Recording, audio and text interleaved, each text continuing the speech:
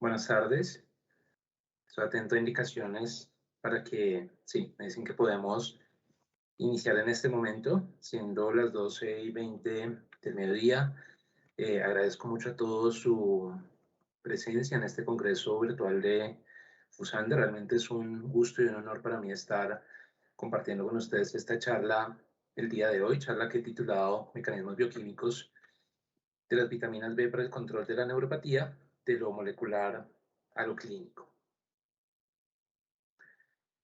Agradezco mucho a los organizadores del evento por haberme invitado a esta presentación y particularmente al doctor Mario Merchante P&G por haberme extendido la invitación. Nuestra agenda para el día de hoy: primero haremos una breve introducción sobre la importancia de las vitaminas B en el sistema nervioso. Pasaremos a hablar luego de los mecanismos de acción bioquímicos de estas vitaminas B en el sistema nervioso, con énfasis en el sistema nervioso periférico. Seguiremos hablando sobre lo que sería ya la evidencia clínica sobre el rol de estas vitaminas. Cerraremos con un pequeño capítulo de terapéutica de la neuropatía periférica con las vitaminas B y finalmente daremos paso a las preguntas y respuestas. Me han asignado 45 minutos para esta presentación. Yo trataré de demorarme unos 35 minutos aproximadamente con la conferencia para que enseguida o seguidamente demos paso a las preguntas por parte del auditorio. A manera de introducción, lo primero que podemos decir es que las vitaminas B son indispensables para el funcionamiento, al adecuado funcionamiento del sistema nervioso y para garantizar que tengamos un sistema nervioso sano.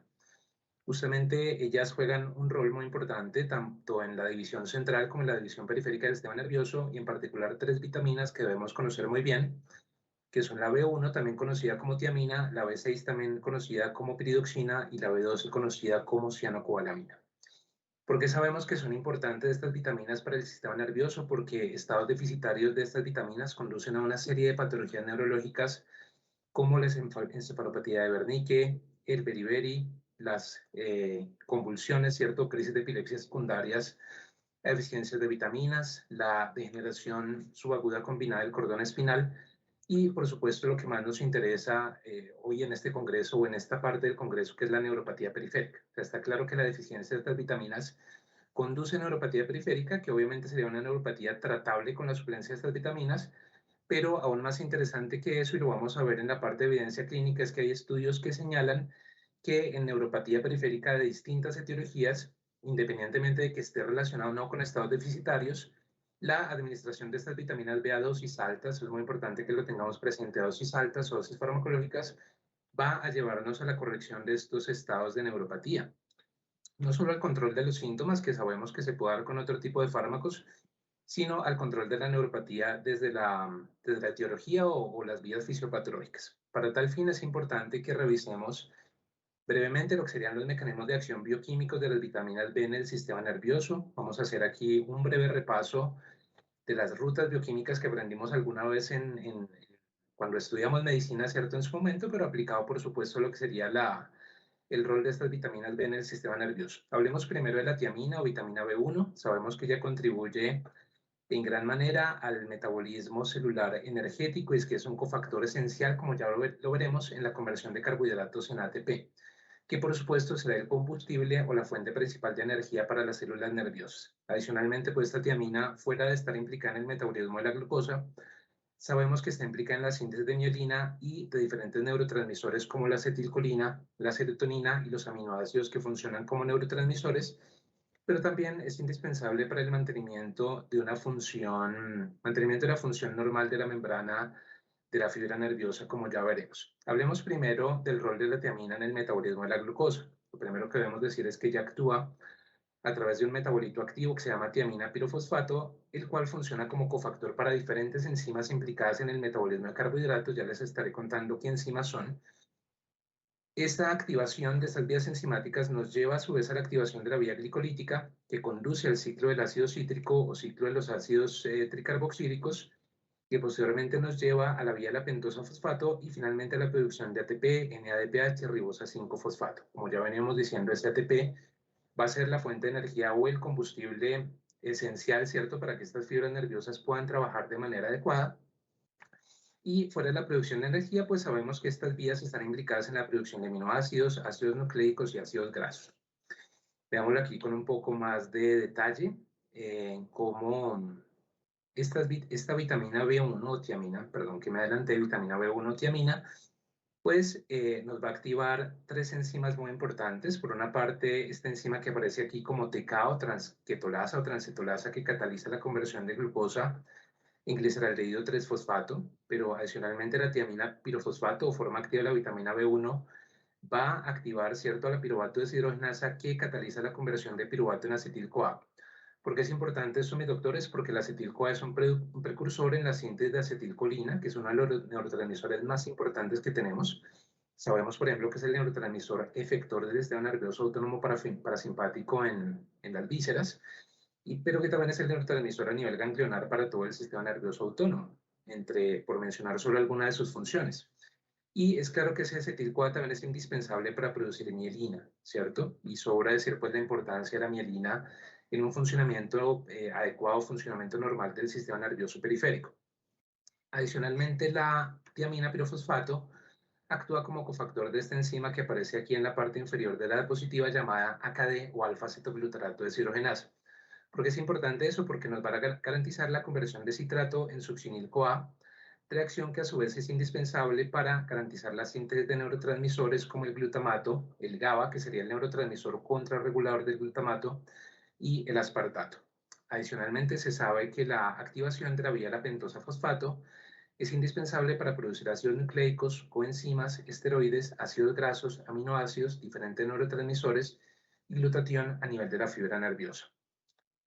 Entonces acá mis doctores vean lo que pasa cuando el paciente entra en deficiencia de tiamina o vitamina B1, se afecta la vía de la pentosa fosfato, se afecta la acción del transquetolasa o transcetolasa, y esto conduce a alteración en la producción de las vainas de mielina, conduce a alteración en el metabolismo de la glucosa, se va a alterar también la acción de la piruvato deshidrogenasa, eso quiere decir que no tendríamos conversión de acetil-CoA a partir del piruvato, y sería imposible que esa glucosa pasara al ciclo del ácido cítrico, que aprendimos muchos de nosotros como ciclo de Krebs. En últimas, esa falta de conversión de alfa-cetoglutarato en succinato, pues nos va a llevar, como vemos acá, a acumulación de glutamato con producción de radicales libres, y esto nos lleva a la muerte celular, que adicionalmente se ve favorecida, ¿cierto?, por una producción reducida de ATP. Ya dijimos que es el combustible esencial para las fibras nerviosas, como lo es para muchos tipos celulares, y obviamente el compromiso en la producción de las vainas de mielina y la aceleración del metabolismo de la glucosa finalmente nos llevan a este desenlace que digamos en buena forma desde la fisiopatología nos explica por qué muchos de nuestros pacientes podrían hacer neuropatía, particularmente si están cursando con una deficiencia de vitamina B1. Hablemos ahora de la vitamina B6. La vitamina B6 actúa a través de un metabolito activo que se llama el piridoxal 5'-fosfato, que lo vamos a ver como PLP en las diapositivas de aquí en adelante. Justamente vemos acá, mis doctores, como ese PLP está involucrado, por ejemplo, en la conversión de 5-hidroxitriptófano en serotonina, pero también él está involucrado en la conversión de levodopa en dopamina, es decir, que es una vitamina indispensable para que se puedan sintetizar neurotransmisores tan importantes como la serotonina o como la dopamina, ¿sí? Adicionalmente, pues se sabe que es un cofactor en el metabolismo del triptófano, la metionina y el ácido gamma aminobutírico, es decir, es una vitamina que está implicada en la síntesis de diferentes neurotransmisores. Más importante que eso, les diría para lo que es la axiopatología de la neuropatía periférica, es que esta piridoxina o vitamina B6, a través de su metabolito activo que es el PLP, está implicada en la conversión de homocisteína en metionina, que a su vez se convierte en S-adenosylmetionina. Sí, lo estamos viendo aquí la conversión. Ustedes me dirán, pero ¿y eso qué importancia tiene? ¿Sí? Que la homocisteína se convierta en metionina. Pues lo que pasa, mis doctores, es que se sabe y hay evidencia que la acumulación de homocisteína o el exceso de homocisteína, como vemos aquí en la diapositiva, pues se ha visto asociado, ¿cierto?, ese exceso de homocisteína con lesión neuronal y posible, incluso posible enfermedad neurodegenerativa, pero digamos que para fines de la neuropatía periférica, daño del nervio periférico, ¿cierto?, la acumulación de homocisteína. ¿Por qué es importante la vitamina B6 junto con la vitamina B12? Al catalizar o favorecer la conversión de esta homocisteína en metionina, que a su vez se convierte en S-adenosylmetionina que estamos viendo acá, pues ella actúa como un cofactor para la síntesis de fosfatidilcolina, mielina, catecolaminas, ácidos nucleicos y grupos metilo, en las fibras nerviosas. Entonces, dicho de otra manera, tanto la vitamina B6 como la B12 trabajando de manera conjunta son indispensables para garantizar la conversión de homocisteína o el reciclaje de homocisteína en esa adenosylmetionina.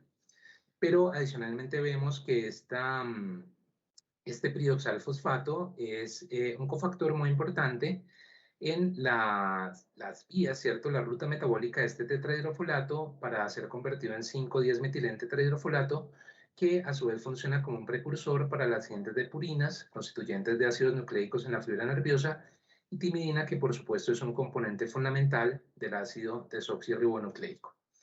Complementando con lo que sería la acción bioquímica de la vitamina B12, pues sabemos que esta vitamina B12 o cobalamina va a ser absorbida a través de un complejo holotranscobalamina que requiere, por ejemplo, de una proteína que es el factor intrínseco a nivel gástrico para poderse absorber por vía oral, y que sus formas biológicamente activas son dos, fundamentalmente la metilcobalamina que vemos aquí y la adenosylcobalamina que vemos en este cuadrito de la parte superior. La adenosylcobalamina, por ejemplo, sabemos que garantiza o favorece la conversión de metilmalonil-CoA en succinil-CoA, reacción que es indispensable para la síntesis de mielina, ácidos grasos en la fibra nerviosa, pero adicionalmente, y como lo habíamos dicho, la vitamina B12 en su forma de metilcobalamina junto con la vitamina B6 en la forma de piridoxal-fosfato es indispensable para el reciclaje de homocisteína en esa adenosylmetionina que estamos viendo acá. Y ustedes me dirán, pero ¿eso qué importancia tiene? Pues vean acá mis doctores, como por ejemplo en la fisiopatología de la neuropatía periférica inducida por metotrexate, que sabemos que es un fármaco que genera mucha toxicidad a nivel de diferentes órganos y sistemas y que además puede generar neuropatía periférica, pues se ha propuesto que un mecanismo importante por el cual el metotrexate induce neuropatía es por aumento en los niveles plasmáticos de homocisteína que agotan la metionina justamente a nivel del sistema nervioso periférico, y esto lleva o altera la producción de mielina en el paciente, conduciendo entonces a una neuropatía clínicamente evidente. Sabemos además cómo otras noxas que pueden lesionar el sistema nervioso periférico, como el óxido nitroso, los antibióticos tipo quinolona, ¿cierto? Llevan por compromiso en la disponibilidad, ¿cierto?, de esa vitamina B12, aumentan el riesgo de que el paciente pueda padecer la neuropatía. Ya vamos a ver, estar viendo un estudio muy interesante al respecto. Y finalmente podríamos añadir, por ejemplo, que el uso crónico de inhibidores de bomba de protones tipo omeprazol, los pacientes con gastritis crónica trófica, por ejemplo, que van a tener comprometida la absorción de vitamina B12 a nivel gástrico, por supuesto van a tener también un mayor riesgo de desarrollar neuropatía por deficiencia de vitamina B12. Según esto, mis doctores, digamos que se ha generado una serie de evidencia preclínica y clínica que vamos a estar revisando. Dentro de la evidencia preclínica, este estudio me pareció particularmente interesante y por eso lo quise traer el día de hoy, y es un estudio del grupo de SANA en ratones, un modelo murino de ratones con neuropatía diabética inducida por streptozotocina, que sabemos que es una molécula que se emplea mucho en investigación preclínica para inducir diabetes, para inducir daño de órgano blanco relacionado con la hiperglicemia. En este caso, el órgano blanco sería el nervio periférico. Justamente en estos animalitos les dañaron intencionalmente, como parte del experimento, los nervios periféricos a través de la hiperglicemia. Vemos aquí una serie de cambios histopatológicos relacionados con la neuropatía periférica, aquí como por ejemplo tuvo el engrosamiento del perineuro, cierta alteración aquí en los cuerpos celulares de estas fibras nerviosas. Y lo más interesante es que cuando estos animalitos fueron expuestos de manera crónica a las vitaminas B neurotropas, se revertieron de manera muy importante los cambios histopatológicos relacionados con neuropatía. Hasta acá ustedes me dirán, pero el doctor Calderón trae un estudio en animales, ¿cuál es la evidencia clínica de eso? Pues aquí, mis doctores, hay un estudio que obviamente hay que reconocer que es bajo nivel de evidencia, pero no por eso deja de ser muy interesante. Es una serie de casos de 11 pacientes con neuropatía diabética, ¿cierto? Neuropatía periférica, que fueron sometidos como parte del estudio clínico a tomar vitaminas B a dosis altas durante un año. O sea, van ustedes a tomar vitaminas B durante un año, B1, B6, B12, y vamos a medirles primero la densidad de fibras nerviosas epidérmicas. Inicialmente se encontró que esa densidad era el promedio basal era de 1,56 fibras por milímetro, milímetro cuadrado de área de piel, porque eran fibras nerviosas epidérmicas de la pantorrilla. Obviamente esto se ve estimado mediante biopsia de la pantorrilla. Los pacientes tomaron estas vitaminas por cuestión de un año, ¿cierto? Que es lo que estamos viendo acá, tomaron vitaminas B por cuestión de un año. Y acá mis doctores vean el cambio tan impresionante. Yo sé que muchos me van a decir, sobre todo los que son epidemiólogos o les gusta la epidemiología, que el N es muy pequeño, que es un estudio observacional, que es una serie de casos, pero más allá de eso, mis doctores vale la pena prestarle atención a que los pacientes, un año después de estar tomando vitaminas B a dosis altas, duplicaron la densidad de fibras nerviosas epidérmicas en la pantorrilla, con un valor de P estadísticamente significativo. Por más de que este sea un estudio preliminar o piloto, vale la pena a mis doctores prestarle mucha atención a esto. O sea, realmente las vitaminas B sí son muy importantes para un adecuado funcionamiento del sistema nervioso. Son vitaminas B son vitaminas, perdón, que digámoslo, en la terapéutica lo estaremos viendo, se pueden combinar perfectamente con cualquiera de las estrategias farmacológicas que ustedes emplean habitualmente para el manejo de la neuropatía. Más allá más allá que de lo, perdón, que lo mejor que podemos hacer en el paciente con diabetes mellitus es garantizar un muy buen control de su diabetes para de paso corregir el daño potencial o real del nervio periférico. Pero digamos que dentro de ese arsenal terapéutico de la neuropatía, las vitaminas B prácticamente se pueden combinar con todo, ¿sí? Se pueden combinar con neuromoduladores, por ejemplo, funcionan bastante bien y gozan de un perfil de seguridad excelente, como lo estaremos viendo más adelante en la parte de estudios clínicos. Están muy invitados mis doctores a leer esta publicación que generamos con mi colega, el doctor Mauricio Nava, de la Universidad del Rosario. La hicimos en Central Nervous System Neuroscience and Therapeutics, que es una de las revistas más importantes en neurología, y allí digamos que detallamos en este artículo lo que son los mecanismos de acción bioquímicos de las vitaminas B de importancia para el sistema nervioso. Nos enorgullece contarles que tras la publicación este ha sido uno de los artículos más leídos y citados en esta revista, por lo cual obtuvimos este reconocimiento por parte de la editorial Wiley, donde fue publicado el artículo. Pasemos ahora a lo que sería el segundo capítulo de la charla, titulado Evidencia clínica sobre el rol de las vitaminas B en el manejo de la neuropatía periférica. Hemos hablado mucho de enzimas, mecanismos de acción, hablamos de ratones, entonces hablemos ahora de la evidencia clínica. Este es un trabajo muy interesante, el estudio de Leishar y colaboradores, que se titula Relación entre la vitamina B12 y la función del nervio periférico, tanto desde el punto de vista sensitivo como motor en pacientes ancianos. Y miren acá, mis doctores, porque esto es muy interesante. Es un estudio observacional de corte transversal muy grande, incluyó más de 2.000 pacientes, ¿cierto? En los cuales la idea era hacer una correlación entre los niveles plasmáticos de vitamina B12, como estamos viendo acá, un marcador funcional que ustedes lo saben de la acción de la vitamina B12 o los niveles de vitamina B12 en el organismo, que es ácido metilmalónico, y el desarrollo de signos y síntomas de neuropatía. ¿Qué se encontró en el estudio? Que justamente los pacientes que tenían bajos niveles de B12 y particularmente los que eran deficientes en B12, tenían alteración en el examen clínico para neuropatía y eran incapaces de detectar el monofilamento en la prueba de monofilamento de 1.4 gramos, como estamos viendo acá.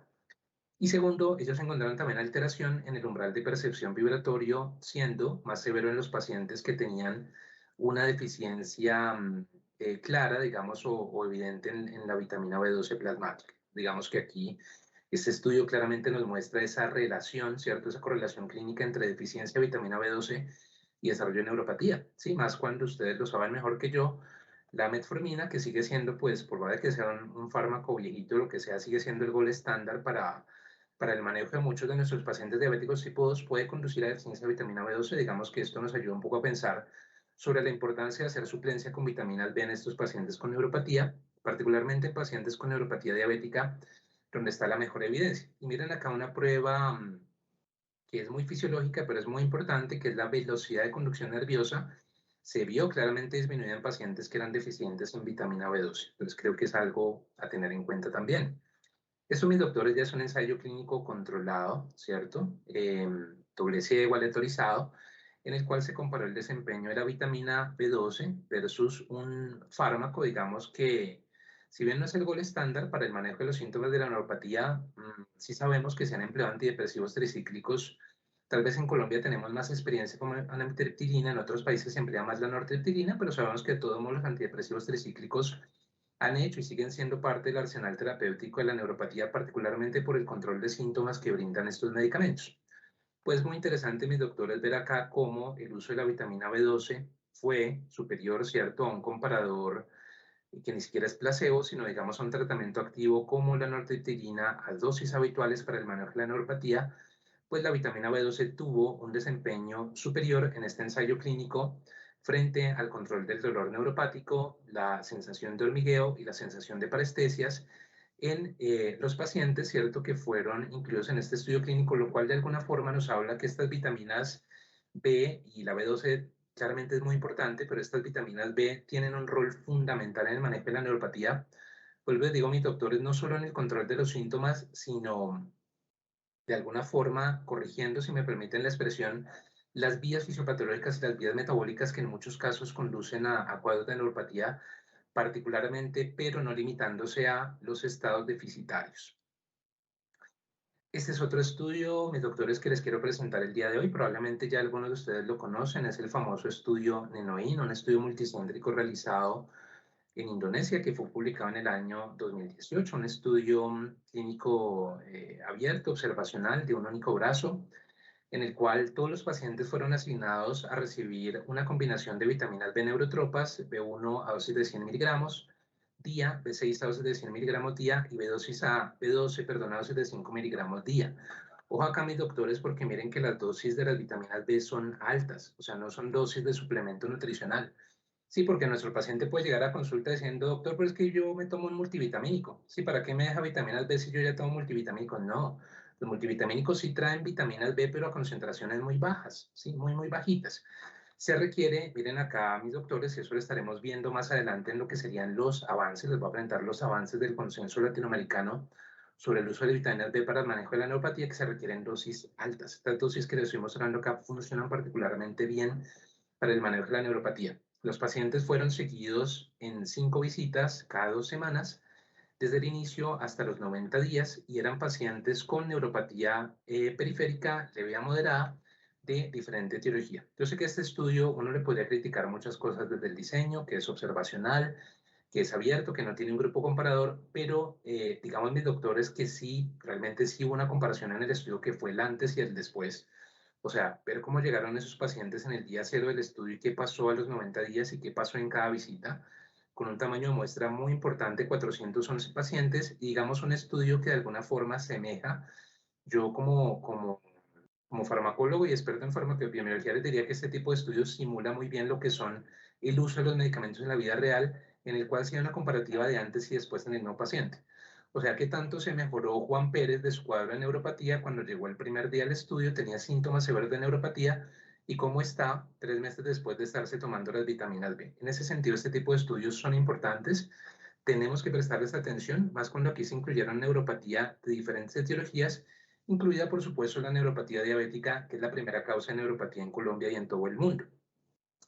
¿Qué endpoints se evaluaron en el estudio? Obviamente puntaje de síntomas totales, que para nosotros es como el gol estándar para evaluación de los síntomas de neuropatía, pero adicionalmente dolor lancinante, dolor quemante, parestesias y entumecimiento. Y se evaluó también dolor neuropático por escala visual análoga, calidad de vida, que es muy interesante mediante el cuestionario SF8, y obviamente perfil de seguridad de la intervención. Miren acá, mis doctores, los resultados fueron contundentes. Como desde la primera visita a los 15 días del estudio se presentó una reducción estadísticamente significativa en el puntaje de síntomas totales de neuropatía con tan solo 15 días de tratamiento, siendo la reducción, ¿cierto?, en ese puntaje de síntomas totales progresivo en la medida que los pacientes avanzaban en la terapia, es decir, cuando llegaban a los 90 días del estudio, claramente el puntaje de síntomas totales era menor que en cada una de las visitas anteriores. Ya veremos cuál fue exactamente el porcentaje de mejoría. ¿Qué es interesante? Que el puntaje de síntomas totales se reduce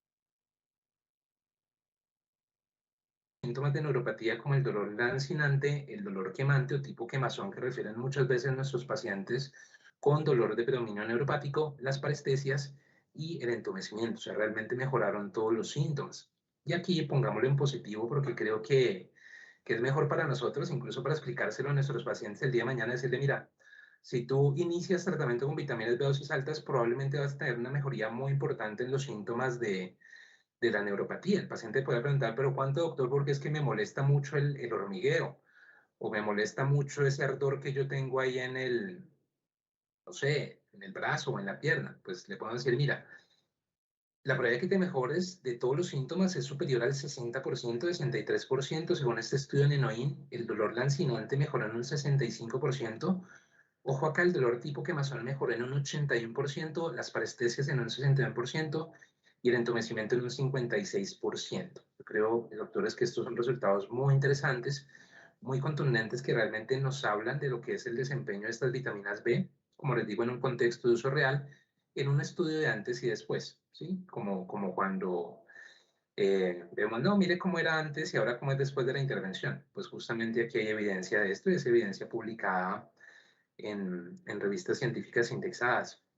Aquí vemos cómo, independientemente de la causa de la misma, fue la neuropatía diabética, por síndrome del túnel del carpo, idiopática o por otra causa, todos los pacientes presentaron mejoría de la neuropatía en el estudio.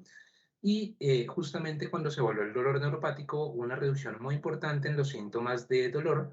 Los pacientes, digamos que ingresaron con una media de dolor moderada de 4.5, que al final de la visita estaba en 1, un poquito más de 1, lo cual ya es un dolor muchísimo más tolerable. Si no es lo mismo que el paciente nos diga en la primera consulta, tengo dolor de 5/10, el dolor neuropático, y ahora me duele 1/10, casi no me doy cuenta, casi no lo noto, soy más funcional, estoy mejor. Y justamente esto se vio acá, mis doctores, en la evaluación de los componentes físicos que mejoraron aquí en el estudio, siendo la diferencia estadísticamente significativa en relación a la primera visita, y la suma de los componentes mentales o el resumen de componentes mentales que mejoró también en la última visita en comparación a la primera, porque es obvio.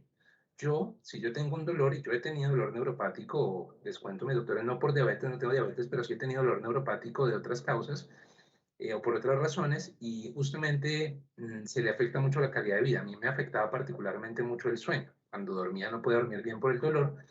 Em, Eso sería más un reporte de caso, una experiencia personal. Yo tuve un beneficio espectacular tomando vitaminas B para ese cuadro de dolor neuropático, y realmente uno siente la mejoría en la calidad de vida cuando logra controlarse un dolor de estos de gran intensidad. En cuanto a la parte de seguridad, pues miren acá cómo solo 14 pacientes experimentaron eventos adversos. Esto nos habla del perfil tan excelente, si me permiten la expresión, de seguridad que tiene estas vitaminas B, con solo un caso reportado de dispepsia, un caso de náuseas y un caso de prediabético con una causalidad muy dudosa allí, porque sabemos que obviamente allí la causa fundamental para que uno de los 400 y pico de pacientes en el estudio tuviera prediabético muy probablemente era su enfermedad de base, la diabetes mellitus, más que la exposición como tal a las vitaminas B. Bien, y aquí, doctores, lo que más nos gusta, evidencia de alto nivel, una revisión sistemática de ensayos clínicos controlados, el trabajo de Son, que tiene sus añitos ya desde el 2005, pero sigue siendo un trabajo de referencia porque incluyó 7 ensayos clínicos controlados con vitaminas B neurotropas para el manejo de la neuropatía diabética, aquí sí, exclusivamente diabética, bien fuera diabetes tipo 1 o tipo 2. ¿Y qué se encontró mis doctores en este estudio? Pues que en los 7 estudios que se incluyeron se encontró mejoría de uno o más de los componentes de la neuropatía que fueron evaluados en los diferentes estudios, bien fuera el dolor neuropático, el umbral de percepción vibratoria, los síntomas autonómicos o las medidas electrofisiológicas. Todos estos cuadritos rojos, y no me voy a detener en aras del tiempo aquí a leer cada uno de los desenlaces que hubo en los estudios, pero esta presentación es de ustedes, con mucho gusto yo les puedo compartir la literatura, si es el caso, al final les voy a dejar mi correo electrónico.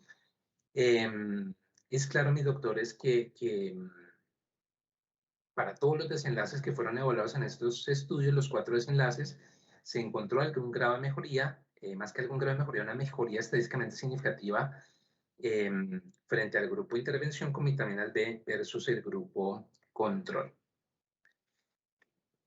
Concluiríamos entonces, mis doctores, en esta parte que las vitaminas B neurotropas son indispensables para un funcionamiento óptimo del nervio, que las deficiencias pueden resultar en alteraciones de los nervios que van a neuropatía periférica, que la evidencia sugiere un rol muy importante de estas vitaminas para la regeneración de los nervios lesionados, tanto en modelos animales como en modelos clínicos, que además los estudios en humanos han demostrado que el tratamiento con estas vitaminas alivia efectivamente los síntomas de la neuropatía, que pacientes con condiciones agudas también se pueden beneficiar de dosis farmacológicas de las vitaminas, que el estudio de Hakim o el estudio Nenoin que vimos antes, pues señala un rol muy importante de la terapéutica de estas vitaminas en neuropatía periférica de distinta etiología, incluida la neuropatía diabética, y que este beneficio pues, se ha confirmado en pacientes con neuropatía diabética mediante ensayos clínicos controlados. Recordamos la revisión sistemática que acabamos de ver, que incluyó 7 ensayos clínicos controlados aleatorizados, es decir, evidencia del más alto nivel, y demostró un efecto benéfico de las vitaminas B versus el control, que generalmente fue placebo en este tipo de estudios, para mejoría de diferentes signos y síntomas o variables fisiológicas como la velocidad de conducción nerviosa en pacientes con esta condición. Y ya para ir cerrando, mis doctores, porque ya voy por los 30 minutos de conferencia, estos serían los aspectos de la terapéutica de la neuropatía periférica con vitaminas B. Acá justamente lo que les voy a compartir es partes como el adelanto, los avances, como el tráiler, digamos así, de una publicación que les contamos, acaba de ser aceptada en la revista de Medicina Interna de México, que es una de las revistas más importantes de medicina interna en toda Latinoamérica, con una muy alta difusión entre colegas de todo el continente. Y acá, pues básicamente son los resultados de un consenso que yo tuve la oportunidad de presidir con colegas de México y Guatemala hace un par de años. Tuvimos este consenso en México sobre lo que es el uso clínico de las vitaminas B neurotropas, es decir, B1, B6 y B12 para el manejo de la neuropatía. Entonces, ustedes tienen la fortuna hoy de ver los avances del artículo, incluso antes de que esté publicado, pero claramente el artículo ya fue aceptado. Esta tablita es muy, muy importante. Quien quiera tomarle foto lo puede hacer. Sé, y lo digo por experiencia, las preguntas que me hacen en este tipo de eventos finalmente están relacionadas con la dosis, con la duración del tratamiento, con la seguridad.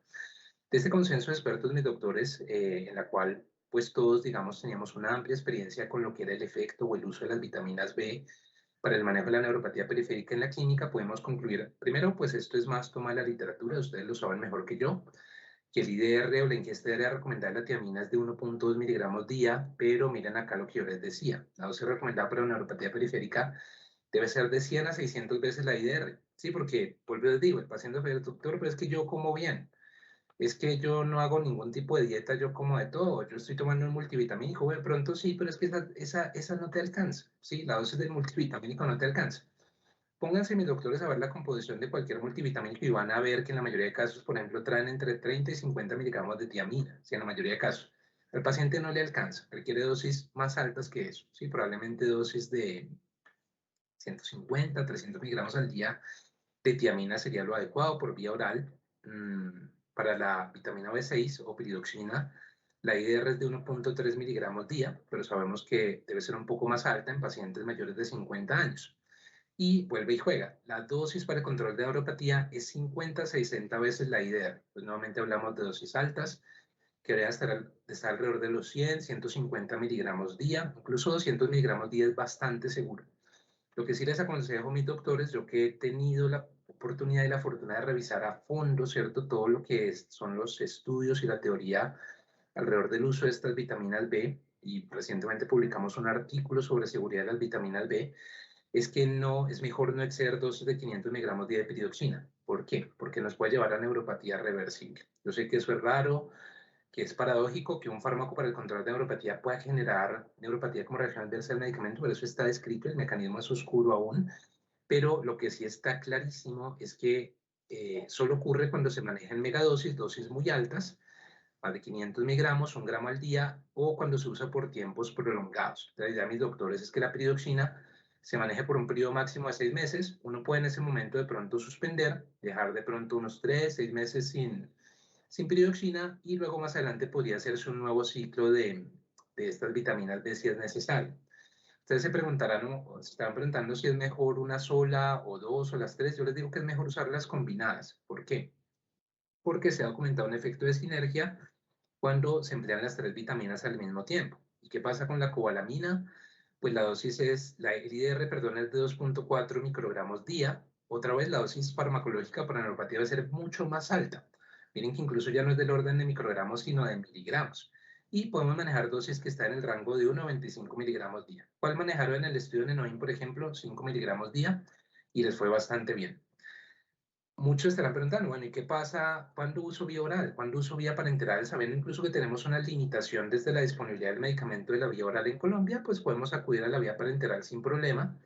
Justamente sabemos, y vamos a verlo acá, que en condiciones como una gastritis crónica trófica, pacientes que han sido justamente gastrectomizados, sometidos de pronto a cirugía de bypass gástrico, pues la vía parenteral aparece como una alternativa interesante en estos pacientes. Justamente miren que acá, y esto fue lo que concluimos en el consenso en estados deficitarios, pues para pacientes que sabemos que están absorbiendo la vitamina por vía oral, la B12, 1000 a 2000 microgramos día.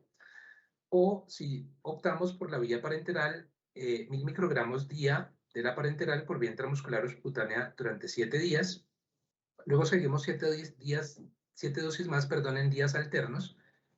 Sí, por ejemplo, lunes, miércoles, viernes, durante 2 a 3 semanas. Y de allí, al completar las 2 semanas, pasaremos a una dosis de mantenimiento mensual de 1000 microgramos. Esto, mis doctores, porque ustedes lo saben y si les han colocado vitamina B o complejo B, saben lo doloroso que es por vía intramuscular y básicamente lo que uno busca al comienzo es como repletar esos depósitos periféricos de vitamina B12 para luego ya, después de haber manejado esa dosis de carga, entre comillas, tener una dosis de mantenimiento de esas vitaminas B. No hay razón para manejar vía parenteral si suponemos o entendemos que en ese paciente la absorción por vía oral es adecuada y eventualmente la vitamina B12 digamos, la presentación oral de vitamina B12 o la sublingual puede conseguirse de otra manera y añadirse, por ejemplo, a la vitamina B1 y B6 que ya le estemos manejando al paciente. La deficiencia leve a moderada, pues con dosis un poco más bajas, de 500 a 1000 microgramos día, tener en cuenta los grupos específicos de pacientes que tendrían mayor riesgo de deficiencia y justamente en estados deficitarios severos, como les decía a mis doctores, o cuando la absorción está significativamente comprometida por una gastritis crónica trófica, otras enfermedades del tracto gastrointestinal. Acordémonos que la vitamina B12 depende muchísimo del factor intrínseco en el estómago para poderse absorber, entonces la dosis sería de 10 a 25 miligramos día, 1 o 2 veces a la semana, y si es necesario podemos hacer refuerzos periódicos con la dosis de 25 miligramos por vía parenteral. En la neuropatía periférica, pues las dosis son básicamente las mismas que ya hemos revisado. Acordémonos que el rango de dosis es muy amplio. Entonces se preguntarán, ¿y por qué ese rango de dosis tan amplio para las vitaminas B? Porque el perfil de seguridad es excelente, mis doctores. Por eso tenemos un margen de dosificación tan amplio y un margen, digámoslo así, de seguridad, un rango, una ventana terapéutica supremamente amplia que nos permite movernos en esos rangos de dosificación tan grandes. Ya sabemos que las dosis altas para pacientes con síntomas de neuropatía moderada o severa o incluso cuadros de neuralgia, y siempre que podamos hacer el switch o el cambio a vía oral, pues lo vamos a hacer porque obviamente pues, y yo en ese sentido siempre lo digo, no soy partidario de añadirle un dolor adicional relacionado con la administración por vía intramuscular a un paciente que por sí ya nos consulta por dolor o dolor neuropático. Cerramos entonces con las conclusiones para dar paso a las preguntas por parte de ustedes. Y la primera conclusión sería que la tiamina es muy importante para la función del sistema nervioso y de su función activadora, la excitabilidad y el metabolismo neuronales, así como los efectos antioxidantes. Que la peridoxina o vitamina B6 contribuye marcadamente al buen funcionamiento del sistema nervioso. Si acordémonos que ella es indispensable para la síntesis de diferentes neurotransmisores, de la mielina, también para controlar la excitabilidad por el glutamato, el exceso de glutamato y el metabolismo neuronal. La vitamina B12, mis doctores, es trófica del sistema nervioso, es fundamental para que el sistema nervioso trabaje bien, sobre todo el periférico. ¿Por qué? Porque es indispensable para la síntesis de mielina, el metabolismo nervioso y la regeneración neuronal. Finalmente, lo mejor es que las podamos manejar las tres en combinación, B1, B6 y B12, porque las tres forman una sinergia bioquímica en diferentes vías de sistema nervioso. Acordémonos como, por ejemplo, la B6 y B12 se complementan muy bien para el reciclaje de homocisteína en S-N-acilmetionina, y así se ha demostrado pues, en diferentes estudios, como el estudio de NOIN para el manejo de la neuropatía periférica. Eso sería todo, mis doctores. Espero no verlos aburrido mucho con esta presentación, que ojalá hayan almorzado bien rico los que hayan estado almorzando en este momento. Y quedo atento entonces en estos minuticos que nos quedan. Ya el organizador nos dirá cuánto nos queda para las preguntas que a bien tengan realizarme. Muchísimas gracias.